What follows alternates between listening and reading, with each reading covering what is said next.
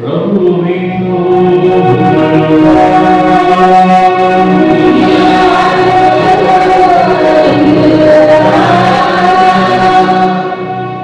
పునీత యోహాను గారు రాసిన పవిత్ర సువిశేషంలోని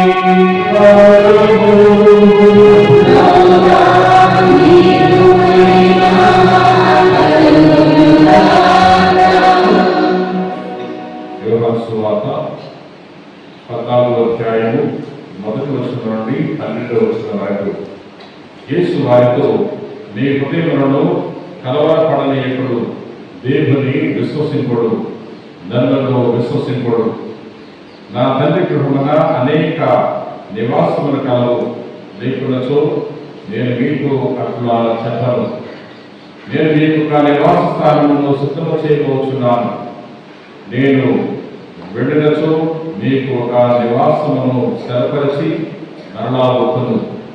మీరు ఉండు స్థలములని వీరులు ఉంటున్నట్లు మిమ్ములను నా యొద్దకు చేర్చుకొందును. నేను వెళ్ళు స్థలములకు మార్గమును మీరు ఎరుగుదురు అనను. మా ఆయనతో, ప్రభు, మీరు వెళ్ళు స్థలమేదో మాకు తెలియదు, ఇక మార్గము ఎట్లు ఎరుగుదము అనను. అందుకు యేసు, నేనే మార్గమును సత్యమును జీవమును, నా మూలమున తప్ప ఎవరును తండ్రి యొద్దకు రాలేడు. మీరు నన్ను ఎరిగి ఉండొచ్చు, నా తండ్రిని కూడా ఎరిగి ఉందరు. ఇక నుండి మీరు ఆయన ఎరుగుదరు, మీరు ఆయన చూసి ఉన్నారు అని పలికాను. అప్పుడు ఫిలిప్పు, ప్రభు, మాకు తండ్రిని చూపము, అది మాకు చాలను అనను.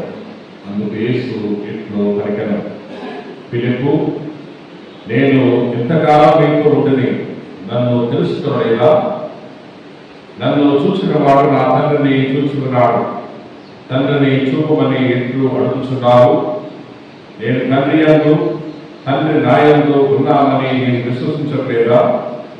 నేను మీతో చెప్పుచున్న మాటలు నాతో నేను చెప్పలేను, కానీ తండ్రి నా యందు నివసించు తన పనులను నెరవేర్చున్నాడు. నేను తండ్రి యందు ఉన్నాననియు, తండ్రి నా యందు ఉన్నాడనియు మీరు విశ్వసింపడు. లేనిచో ఈ క్రియలు బట్టి అయినను నన్ను విశ్వసింపడు. నేను తండ్రి యొద్దకు వెళ్ళుచున్నాను కనుక నన్ను విశ్వసించువాడు నేను చేయని క్రియలను చేయను, అంతకంటే గొప్ప క్రియలను చేయను అని మీకు నిశ్చయముగా చెప్పుచున్నాను. ఇది క్రీస్తు సువిశేషము. క్రీస్తు నామమునందు ప్రియ సహోదరి సహోదరులారా, ఈరోజు పాస్కా 5వ ఆదివారం కొనియాడుతున్నాం. నేటి మొదటి పట్టణము అపోస్తలుల కార్యాల నుండి తీసుకునబడింది. నేటి మొదటి పట్టణంలో 7 సహాయకులను ఎన్నిక చేయడం గురించి ధ్యానం చేసుకుంటున్నాం. నేటి రెండవ పట్టణము పునీత పేతురు గారు రాసిన మొదటి లేఖ నుండి చదువుకున్నాం. నేటి రెండవ పట్టణంలో పేతురు గారు తెలియజేస్తున్నారు, మీరు సజీవ శిలను సమీపింపుడు. ఆయన వద్ద ఉంటే మీకు ఎటువంటి అవమానము దరిచేరదు, ఎటువంటి కష్టము దరిచేరదు. కాబట్టి సజీవ శిలను మీరు చేరండి అని తెలియజేస్తున్నారు. సువార్తలో యేసు ప్రభు తెలియజేస్తున్నాడు, నేనే మార్గమును సత్యమును జీవమును, నా ద్వారా తప్ప ఎవరను తండ్రిని చేరలేడు అనే విషయాన్ని ప్రభు తెలియజేస్తున్నారు. ముందుగా మొదటి పట్టణాన్ని ధ్యానం చేసుకుందాం. మొదటి పట్టణము అపోస్తలుల కార్యాలు 6వ అధ్యాయము 1వ వచనం నుండి తీసుకున్నాం. అపోస్తలులు ప్రజలను ఉద్దేశించి అడుగుతున్నారు, మీ మధ్య ఉన్న 7 మంచి వ్యక్తులను నిలబెట్టండి. వారు జ్ఞానంతో ఉండాలి, పవిత్రాత్మ శక్తితో నింపబడి ఉండాలి, మంచి ప్రవర్తన కలిగి ఉండాలి. అటువంటి వారిని 7 ఎన్నిక చేసి మీరు నిలబెట్టండి, మా పరిచయాలను వారికి అప్పగిస్తాం అని తెలియజేస్తున్నారు. అపోస్తలులు ప్రభు యొక్క వాక్కును ప్రకటిస్తున్న క్రమంలో రోజు రోజుకి విశ్వాసుల సంఖ్య పెరిగిపోతుంది. విశ్వాసులు తమ యొక్క ఆస్తిపాస్తులు తీసుకొచ్చి అపోస్తలులకు సమర్పిస్తున్నారు. అపోస్తలులు వాటిని అందరి కొరకు వినియోగిస్తున్నారు. ఎక్కువ తీసుకొచ్చిన వారు, తక్కువ తీసుకొచ్చిన వారు అనే భేదం లేకుండా అందరికీ సమానంగా ఈ యొక్క ఆహారాన్ని వారు వండించడము, వసతుల విషయంలో వారు చూసుకోవడము, యోగక్షేమాలు చూసుకోవడము అని వారు చేస్తున్నారు. రోజు రోజుకి ఈ విశ్వాస సంఖ్య పెరిగిపోతుంది. అందుకనే వారు అనుకున్నారు, దేవుని యొక్క వాక్యాన్ని ప్రకటించడానికి సరిపడా సమయము కేటాయించలేకపోతున్నాం. మన ప్రధానమైన బాధ్యత దేవుని యొక్క వాక్యాన్ని ప్రకటించడమే. కాబట్టి ప్రజల నుండి కొంతమంది సహాయకులను ఎన్నుకుందాం అని వారు ప్రజలకు తెలియజేస్తున్నారు. మా ముఖ్యమైన పని సువార్తను ప్రకటించడము, కానీ అందరి యొక్క ఆహార విషయంలో మేము పనిచేస్తున్నాం కాబట్టి, వసతి విషయంలో పనిచేస్తున్నాం కాబట్టి, ప్రజల యొక్క యోగక్షేమాలు కూడా చూసే బాధ్యత మా మీదే ఉంది. కాబట్టి రెండు మేము చేయలేకపోతున్నాం. మేము దేవుని యొక్క వాక్యాన్ని ప్రకటించడానికి మేము మా సమయాన్ని కేటాయించాలి, ప్రార్థన చేయడానికి కేటాయించాలి. అందుచేత ప్రజల యొక్క యోగక్షేమాలు చూడటానికి మీరు 7 ఎన్నిక చేయండి అని తెలియచేయడం జరిగింది. ప్రియ సహోదరి సహోదర, అప్పుడు ఆ సంఘంలో ఉన్న విశ్వాసులు 7 వ్యక్తులను ఎన్నిక చేసి అపోస్తలుల ముందు నిలబెట్టారు. అపోస్తలులు వారి మీద చేతులుంచి ప్రార్థన చేశారు. ప్రియ సహోదరి సహోదరుల, ఆ 7 కూడా అపోస్తలులకు సహాయపడ్డారు. అపోస్తలు చేసే పరిచర్యలో వారు తోడ్పడ్డారు. ప్రజల యొక్క యోగక్షేమాలు చూసుకునే బాధ్యత వారు కోరుకున్నారు. ఈనాటి కాలంలో కూడా మనకు సహాయకులు కావాలి. ఈనాటి కాలంలో కూడా దేవుని యొక్క వాక్కు ప్రకటింపబడటానికి దిగుబడి పూజ చక్కగా నిర్వహించడానికి, మరి ఆధ్యాత్మిక కార్యక్రమాలు బాగా నిర్వహించడానికి మనకు కూడా సహాయకులు కావాలి. అపోస్తలుల యొక్క వారసత్వంలో పీఠాధిపతులు, గురువులు దేవుని యొక్క వాక్యాన్ని ప్రకటిస్తున్నారు, సువార్తలో ప్రజలకు ప్రకటిస్తున్నారు. ఈ క్రమంలో సంఘంలో విశ్వాసులు ఈ సువార్తను బోధించే పీఠాధిపతులకు, గురువులకు సహాయపడాలి. ఆనాడు ఈ 7 సహాయకులు 7 లేఖను ఏ విధంగా అయితే అపోస్తలులకు సహాయం చేశారు, వారు దేవుని యొక్క వాక్యాన్ని బాగా బోధించడానికి, సువార్త పరిచర్య విస్తృతంగా చేయడానికి ఏ విధంగా అయితే సహకరించారో, అదే విధంగా ప్రతి సంఘంలో ఉన్న విశ్వాసులు దేవుని యొక్క వాక్యాన్ని బోధించే గురువులకు, పీఠాధిపతులకు సహాయపడాలి. ప్రతిరోజు దేవబలి జరుగుతుంది. ప్రతి ఆదివారం దేవాలయంలో దేవబలి జరుగుతుంది. ఈ దేవబలి పూజ బాగా జరగడానికి, విశ్వాసులందరూ కూడా భక్తి ప్రవృత్తులతో పాల్గొంచుకోవడానికి, దేవాలయంలో సమావేశమయ్యే ప్రజలందరూ కూడా దేవుని యొక్క వాక్యాన్ని బాగా వినడానికి, ప్రేరణ పొందుకోవడానికి మన సంఘంలోని విశ్వాసులు గురువుకి సహాయపడాలి. పూజకు ఏర్పాటు చేసే విషయంలో కానీ, పూజాపీఠాన్ని అలంకరించే విషయంలో కానీ, దేవాలయం శుభ్రం చేసే విషయంలో కానీ, పాటలు పాడే విషయంలో కానీ, ఆకృతి నిధులను సమకూర్చే విషయంలో కానీ సంఘంలో ఉన్న కొంతమంది వ్యక్తులు సహాయపడాలి. తొలి సంఘంలో, ఆదిమ సంఘంలో 7 లేఖలను కూడా అపోస్తలులకు సహాయం చేశారు. వారు అపోస్తలులకు సహాయం చేశారు కాబట్టి ఆనాడు సంఘము బాగా పెరిగి ఫలించింది. మరి ఈరోజు మనందరం కూడా వారి నుండి విశ్వాసాన్ని పొందుకొని దేవుని పూజలో పాల్పంచుకున్నామంటే అది వారి యొక్క కృషి, వారి యొక్క విశ్వాస జీవితము, దాని యొక్క ఫలితమే. ప్రియ సహోదరి సహోదరులారా, నేటి 2వ పట్టణము పేతురు రాసిన మొదటి లేఖ నుండి మనం చదువుకున్నాం. ఇక్కడ పేతురు గారు తెలియజేస్తున్నాడు, అమూల్యమైనదిగా దేవునిచే ఎన్నిక చేయబడిన సజీవ శిలకు ప్రభువులో సమీపకుడు అంటున్నాడు. సజీవ శిల అంటే యేసుక్రీస్తు ప్రభువే. మన గృహ నిర్మాణం చేసేటప్పుడు మొరమాయిని వేస్తూ ఉంటాం. మన గృహము రాతి పునాది మీద నిర్మించబడాలని కోరుకుంటాం. ఇసుక పునాది మీద నిర్మిస్తే ఆ ఇల్లు కూలిపోతుంది, పటిష్టంగా ఉండదు. గాలివానలు వచ్చినప్పుడు, భూకంపాలు వచ్చినప్పుడు ఇసుక పునాది మీద ఉన్న ఇల్లు కూలిపోతాయి. కానీ రాతి పునాది మీద ఇల్లు కూలిపోదు, అది భద్రంగా ఉంటుంది, స్థిరంగా ఉంటుంది, గట్టిగా ఉంటుంది. ప్రియ సహోదరి సహోదరులారా, మనం కూడా మన జీవితాన్ని ఈ సజీవ శిల మీద నిర్మించుకోవాలి. ఈ సజీవ శిల అనే క్రీస్తు మీద మన జీవితాన్ని, మన ఆధ్యాత్మిక జీవితాన్ని నిర్మించుకోవాలి. అప్పుడే మనం స్థిరంగా ఉంటాం. మానసికంగా, ఆధ్యాత్మికంగా, భౌతికంగా స్థిరంగా ఉంటాం. ఎటువంటి కష్టాలు అనే తుఫాను వచ్చినా, ఇటువంటి బాధలు, ఇబ్బందులు, హింసలు ఎదురైనా మనము కడపడక, నిలకడక, ధైర్యంగా నిలబడగలము. ప్రియ సహోదరి సహోదరుడా, ఇక్కడ పేతురు గారు తెలియజేస్తున్నాడు, ఏమంటున్నాడు? ఆధ్యాత్మిక దేవాలయం నిర్మించడంలో సజీవ శరణంగా మేము ఉపయోగింపనిండు. యేసుక్రీస్తు ద్వారా ప్రీతికరమైన ఆధ్యాత్మికకు గరులను దేవులకు అర్పించుటకు మేము పవిత్రమైన యాచకులుగా చేయనిండు అంటున్నాడు. మీరు ఆధ్యాత్మిక దేవాలయం నిర్మించడంలో సజీవ శరణంగా మీరు ఉపయోగపడాలి అంటున్నాడు. భౌతికమైన దేవాలయము, ఆధ్యాత్మికమైన దేవాలయం. భౌతిక దేవాలయం అంటే ఈ దేవాలయం, ఈ గోడలు, పైన రూఫ్, తర్వాత ఫ్లోరింగ్, ఇవన్న ఈ స్ట్రక్చర్ అంతా కూడా భౌతికమైన దేవాలయము, ఫిజికల్ చర్చ్. ఇక్కడ పేతురు గారు చెప్తున్నాడు, స్పిరిచువల్ చర్చ్ మీరు నిర్మించాలంటున్నాడు. ఈ ఆధ్యాత్మిక దేవాలయాన్ని నిర్మించే క్రమంలో మీరందరూ కూడా భాగస్తులు కావాలి. మీరందరూ ఒక్కొక్క రాయి అవ్వాలి, ఒక్కొక్క శిల అవ్వాలి అనే విషయాన్ని తెలియజేస్తున్నాడు. దేవాలయం నిర్మించుకోవడం సులభమే. పెద్ద పెద్ద దేవాలయం నిర్మిస్తున్నాము, కోట్లు ఖర్చు పెట్టి దేవాలయం నిర్మిస్తున్నాం. దానికంటే ముఖ్యమైనది ఏంటంటే సంఘాన్ని నిర్మించాలి, సంఘాన్ని ఆధ్యాత్మికంగా నిర్మించాలి. ఆధ్యాత్మిక దేవాలయంలో నిర్మించడంలో సజీవ శిలువగా మేము ఉపయోగింపనిండు. మనమందరం కూడా ఉపయోగపడాలి. నీకు నేను గురువు మాత్రమే కాదు, ఉపదేశం మాత్రమే కాదు, మఠకరణ మాత్రమే కాదు, సంఘంలో ప్రతి వారు కూడా ఒక సజీవ శిల. దేవాలయం కట్టడానికి ఇటుకలు అవసరం. మనందరం కూడా ఒక్కొక్క ఆధ్యాత్మిక ఇటుక లాంటి వారు, మనందరం కూడా ఒక్కొక్క సజీవ శిల లాంటి వారు.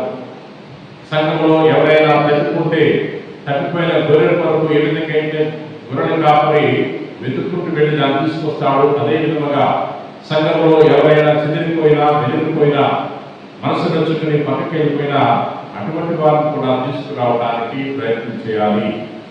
సంఘంలో రకరకాల సమస్యలు ఉంటాయి. ఒకరు చూసి ఒకరు అసూయపడుతూ ఉంటారు. సంఘంలో సహోదర భావము లోపిస్తుంది. సంఘంలో కొన్ని సార్లు స్వార్థం చోటు చేసుకుంటుంది. సంఘంలో కొన్ని సార్లు సభ్యులు తమ స్వలాభం కొరకు వారు పనిచేస్తూ ఉంటారు. అటువంటి సమయంలో మనందరూ కూడా సజీవ శరణగా మారాలి. సంఘ నిర్మాణానికి కూరుకోవాలి.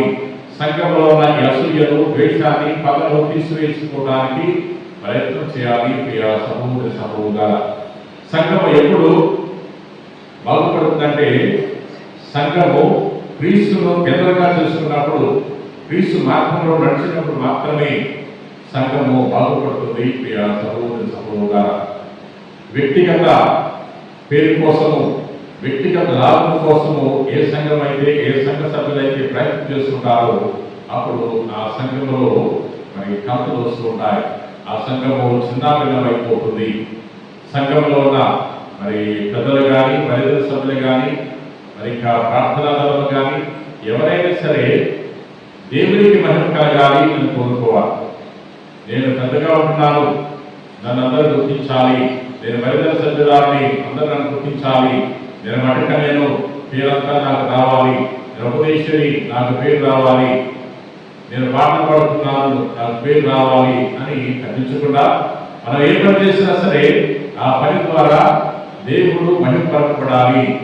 దేవుడు నా పని గుర్తిస్తే సరిపోతుంది, ప్రజలు గుర్తించకపోయినా పర్వాలేదు, ఆయన గుర్తిస్తే నాకు తగిన ఫలితాలు ఇస్తాడు అని మనందరం కూడా దేవాలయంలో మన యొక్క సంఘములో పనిచేసుకోవాలి. ప్రియ మిత్రులారా, 9వ వచనంలో కానీ మీరు ఎన్నుకొనబడిన జాతి, రాచరికపు గురుకులము, పవిత్రమైన జనము, దేవుని సొంత ప్రజలు, దేవుని అద్భుత కార్యములను ప్రకటింప ఏర్పడిన వారు.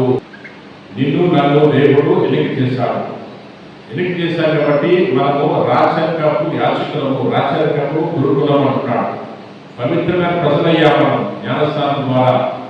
మనందరము దేవుని సొంత ప్రజలయ్యాము జ్ఞానస్నానం ద్వారా, ఈ అభిషేకం ద్వారా. కాబట్టి మనందరము ప్రభువుకి సాక్షులుగా ఉండాలి. ప్రభు యొక్క సువార్తను ఇతరులకు చాటి చెప్పాలి అనే విషయాన్ని ఇక్కడ తెలియజేస్తున్నాడు. చూడండి, దేవుడు మనకు ఎంత వాక్యాన్ని ఇచ్చాడు. మనందరము ఈ రాయల్ పీస్లో మనందరం కూడా సభ్యులమే, రాచరికపు గురుకులము, రాచరికపు యాచకులము అని తెలియజేస్తున్నాడు. దేని ద్వారా నాకు ఈ యొక్క గొప్ప వాక్యం వచ్చింది? ఈ జ్ఞానస్నానం ద్వారా. జ్ఞానస్నానం ద్వారా మనము దేవుని యొక్క సొంత ప్రజలయ్యాం, దేవుని యొక్క సొంత బిడ్డలయ్యాం. కాబట్టి మనము దేవుడు చేసిన ఘనకార్యాలను ప్రకటించాలి. ఈ యొక్క సువార్తలో ప్రకటించేది కేవలము ఎన్నిక చేయబడిన, అభిషేకింపబడిన పాపుగారు, పిఠాధిపతులు, గురువులు మాత్రమే కాదు. ప్రతి ఒక్కరు జ్ఞానస్నానం తీసుకున్న ప్రతి వారికి బాధ్యత ఉంది. అందుకనే ప్రభు అంటున్నాడు, తన అపోస్తలులకు దర్శనమిచ్చాడున్నాడు, మీరు ప్రపంచమంతటా తిరిగి సువార్తను బోధించండి. ఎవరైతే విశ్వసిస్తారో అటువంటి రక్షణ పొందుకుంటారంటున్నాడు. అందరూ రక్షణ పొందుకోవాలంటే విశ్వాసులందరూ కూడా ఈ యొక్క పనికి కోరుకోవాలి. అప్పుడే ఇతరులు ప్రభు గురించి తెలుసుకుంటారు, ప్రభు యొక్క రక్షణ సువార్తను తెలుసుకుంటారు. ఏంటి ఈ రక్షణ సువార్త యొక్క గొప్పదనం? దేవుడు మనకు ప్రేమిస్తున్నాడు, దేవుడు మనకు శాంతిని దయచేస్తున్నాడు, సమాధానం దయచేస్తున్నాడు, ప్రేమను దయచేస్తున్నాడు. అందరూ ఆయన చెంతకి రావాలని దేవుడు కోరుకుంటున్నాడు. ఈ యొక్క రక్షణ సందేశాన్ని మనము ఇతరులకు చాటి చెప్పాలి. ప్రియ సహోదర సహోదర, రోజు రోజుకి ప్రభు యొక్క విశ్వాసుల సంఖ్య పెరుగుతుంది. ఆనాటి నుండి 2000 సంవత్సరాల నుండి ఈనాటి వరకు ప్రభు యొక్క విశ్వాసుల సంఖ్య పెరుగుతూనే ఉంది. నేటి మొదటి పట్టణంలో అపోస్తులు కష్టపడాలి, విశ్వాసుల సంఖ్య పెరుగుతుంది కాబట్టి వారికి పరిచయం చేసే విషయంలో వారు ఇబ్బంది పడ్డారు. అందుకనే సేవకులను 7 రేఖలు వారు ఎన్నిక చేశారు. ఈ రోజుల్లో కూడా ఆ సంఖ్య పెరుగుతూనే ఉంది, ఎక్కడ తగ్గిపోవట్లా. ఎన్ని కష్టాలు వచ్చినా, ఎన్ని ఇబ్బందులు వచ్చినా సరే ప్రభుని విశ్వసించిన వారి యొక్క సంఖ్య తగ్గిపోవట్లేదు, పెరుగుతూనే ఉంది. ఎవరు ఎన్ని ఇబ్బందులు పెట్టినా, రిజర్వేషన్ విషయంలో కానీ ఇంకా వేరే విషయంలో కానీ ఎవరెన్ని ఇబ్బందులు కష్టాలు గురి చేసినా ప్రభుని విశ్వసించే వారి సంఖ్య పెరుగుతూ ఉందో కానీ తగ్గట్లేదు. ప్రియ సహోదర సహోదర, ఎందుకని ప్రభు యొక్క రక్షణ అటువంటిది, ప్రభు యొక్క మాటలు అటువంటివి, ప్రభు యొక్క ప్రేమ అటువంటిది. ఎవరి ప్రేమ ప్రభు దయచేస్తున్నాడు, ఎవరి ప్రసాదించిన రక్షణను ప్రభు ప్రసాదిస్తున్నాడు, ఎవరు దయచేయని శాంతిని ప్రభు దయచేస్తున్నాడు. ఎవరు మన పక్షాన్ని నిలబడకపోయినా ఆ ప్రభు మన పక్షాన్ని నిలబడతాడు. అందుకని ఈ ప్రపంచంలో రోజు రోజుకి క్రీస్తుని విశ్వసించే వారి సంఖ్య పెరుగుతుందే కానీ తగ్గట్లేదు. సహోదర సహోదర, పేతురు గారు ఏమంటున్నాడు? మీరు రాచరికపు గురుకులలో పవిత్రమైన జన్మ కాబట్టి దేవుడు చేసిన అద్భుత కార్యాలను ప్రకటించండి. ఇంతకుముందు మీరు చీకట్లో ఉన్నారు, ఇప్పుడు క్రీస్తును తెలుసుకోవడం ద్వారా మీరు వెలుగులో వచ్చారు, వెలుగు పుత్రులుగా మీరు మారారు. కాబట్టి మీ జీవితంలో దేవుడు చేసిన మేళలో ఇతరులకు చాటి చెప్పండి. ఇతరులకు చాటి చెప్తే వారు కూడా క్రీస్తుని విశ్వసిస్తున్నారు అనే విషయాన్ని ఇక్కడ పేతురు గారు ఆ సంఘానికి తెలియజేస్తున్నాడు. ప్రియ సహోదరి సహోదర, నేటి సువిశేషము యోహాను గారు రాసిన సువార్త 14వ అధ్యాయము 1వ వచనం నుండి 12వ వచనం వరకు చదువుతున్నాం. ఇక్కడ ప్రభు తెలియజేస్తున్నాడు, నీ హృదయంలో కలవరపడనీయకుడు, దేవుని విశ్వసింపుడు, నన్ను విశ్వసింపుడు అని ప్రభు తెలియజేస్తున్నాడు. ఎవరికి భయం వస్తుంది, ఎవరికి ఆందోళన ఉంటుంది అంటే జీవితంలో ప్రతి ఒక్కరు కూడా ఏదో ఒక సమయంలో కలవరపాటుకు గురవుతుంటారు, ఆందోళనకు గురవుతుంటారు, భయానికి గురవుతుంటారు. కొంతమంది మొక్కల్లో ప్రశాంతత కనపడుతుంది, కొంతమంది మొక్కల్లో కోపం కనపడుతుంది, పగ కనపడుతుంది. అంటే వారి జీవితంలో జరిగిన సంఘటన వల్ల వారు ఆ విధంగా రియాక్ట్ అవుతూ ఉంటారు. ఇవి ప్రతి మనిషికి తప్పదు. జీవించినంత కాలము ఇవి ఉంటానే ఉంటాయి. ప్రతిరోజు మనం ప్రశాంతంగా బ్రతకలేదు. మన జీవిత కాలంలో ఏదో ఒక రోజు ఏదో కలవరపాటుకు గురవుతూ ఉంటాం. మన కుటుంబంలో లేక మన వ్యక్తిగతంగా మనం ఇబ్బందులు గురైనప్పుడు, సమస్యల వలయంలో చిక్కుకున్నప్పుడు మనం కూడా ఆందోళనకు గురవుతూ ఉంటాం. ఈ సహోదర సహోదర, ఇక్కడ ప్రభు తెలియజేస్తున్నాడు, ఏమంటున్నాడు? మీ హృదయంలో కలవరపడనీయకుడు, దేవుని విశ్వసింపుడు, నన్ను విశ్వసింపుడు. ఈ కలవరపాటు అనేది పోవాలంటే, కలత నిద్ర అనేది పోవాలంటే, ఈ ఆందోళన అనేది పోవాలంటే, మనలో ఉన్న భయం పోవాలంటే ఒకటే మార్గము, ఆ బలవంతుడిని మనము విశ్వసించడమే. బలహీనుడు బలవంతుడు కొడితే భగవంతుడు కొడతాడు. బలవంతుడు మనల్ని ప్రేమిస్తూ ఉంటాడు. మనం బలహీన పరిస్థితులు ఉన్నప్పుడు మనకంటే అధికారం ఉన్నవాడు, మనకంటే డబ్బున్నవాడు, హోదా ఉన్నవాడు ఏం చేస్తూ ఉంటాడు? మనల్ని ఇబ్బంది పెడుతూ ఉంటాడు. బలహీనంగా ఉన్న మనము కలవరపడుతూ ఉంటాం. అప్పుడు మనము బలవంతుడిని కొట్టే భగవంతుని మీద నమ్మకాన్ని ఏర్పాటు చేసుకుంటే మనకు ధైర్యం వస్తుంది. మనము నిశ్చింతగా జీవించవచ్చు. సహోదరుగా యెషువాలో తోమాసు గారు తెలియజేస్తున్నాడు, ప్రభు మీరు వెళ్ళు తలవేను మాకు తెలియదు, ఇక మార్గము ఎట్లు ఎరుగుదము అని తెలియజేస్తున్నప్పుడు ప్రభు అంటున్నాడు, ఏమంటున్నాడు? అందుకు యేసు నేనే మార్గమును సత్యమును జీవమును, నా మూలమున తప్ప ఎవడను తండ్రి యొద్దకు రాలేడు. ప్రభు చెప్తున్నాడు, నేను మార్గము, నేను సత్యము, నేను జీవము, నా మార్గంలో మీరు ప్రయాణించండి. మన యొక్క గమ్యం అయితే ప్రభు చేరుకోవడం, యేసుక్రీస్తు ప్రభు చేరుకోవడమే. ఈ లోకంలో మనకు చాలా చాలా లక్ష్యాలు ఉన్నాయి. ఈ లోకంలో మనకు చాలా చాలా టార్గెట్స్ ఉన్నాయి. ఆ టార్గెట్స్ ని మనము చేరడానికి, ఫుల్ఫిల్ చేయడానికి ప్రతిరోజు ప్రయత్నం చేస్తున్నాం. మన రోజున మన 10th క్లాస్ పిల్లలు రిజల్ట్స్ పొందుకున్నారు. మన బిడ్డలు చాలా మంది పాస్ అయ్యారు, చాలా సంతోషం. వాళ్ళందరూ కూడా మరి అందమైన ఆలోచనలు, అందమైన టార్గెట్స్ ఏర్పాటు చేసుకుంటారు. నేను ఇంటర్మీడియట్లో చేరాలి, తర్వాత బీటెక్ చేరాలి, లేకపోతే ఎంబీబీఎస్లో చేరాలి, తర్వాత ఈ ఉద్యోగం పొందుకోవాలి అని ఒక లక్ష్యాన్ని ఏర్పాటు చేసుకుంటుంటా, ఒక టార్గెట్ ఏర్పాటు చేసుకుంటుంటా. ఇదంతా మంచిదే. అటువంటి బిడ్డలను మనం ప్రోత్సహిస్తూ ఉంటాం. బాగా చదివే తరం చూసి మనం సంతోషపడుతూ ఉంటాం. అదేవిధంగా వ్యాపారం చేసే వాడు కూడా ఒక టార్గెట్ పెట్టుకుంటాడు. ఈరోజు సేల్ ఎంత ఉండాలి, ఈ వారంలో ఇంత సేల్ చేయాలి, నేను ఈ నెలకి నాకు ఇంత ఆదాయం రావాలి, ఈ విధంగా నేను కస్టమర్స్ని, కొనుగోలుదారులను నేను ఆకర్షించాలి అని టార్గెట్ పెట్టుకుంటాడు సహోదరుగా.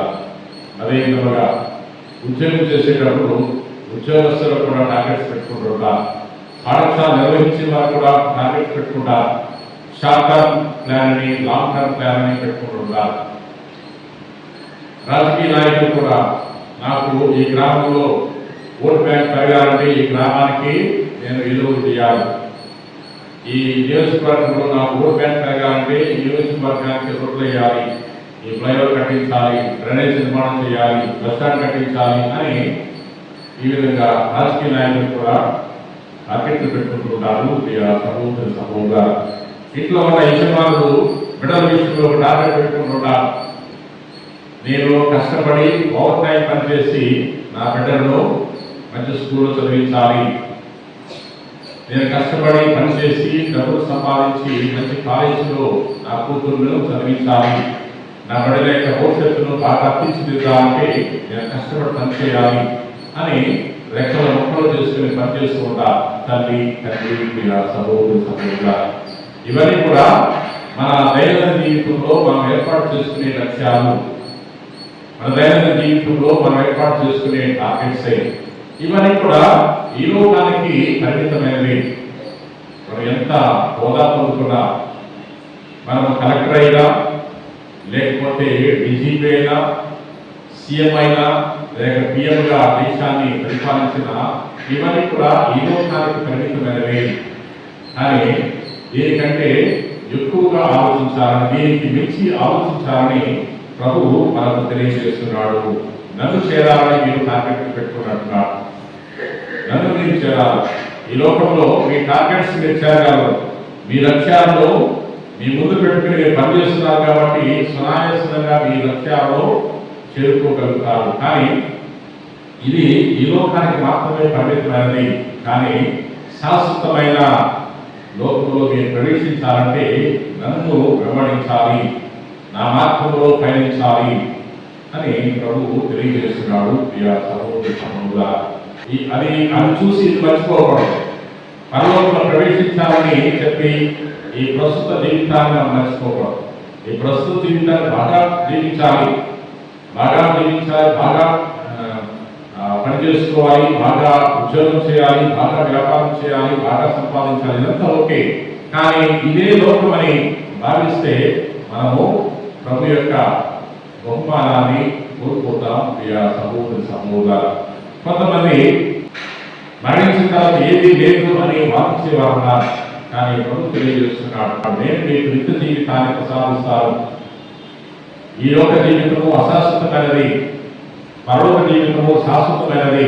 కాబట్టి ఈ లోకంలో జీవిస్తున్న క్రమంలో మీరు పరలోకం వైపు మీ దృష్టిని నిలపాలి విషయాన్ని ప్రభు తెలియజేస్తున్నాడు.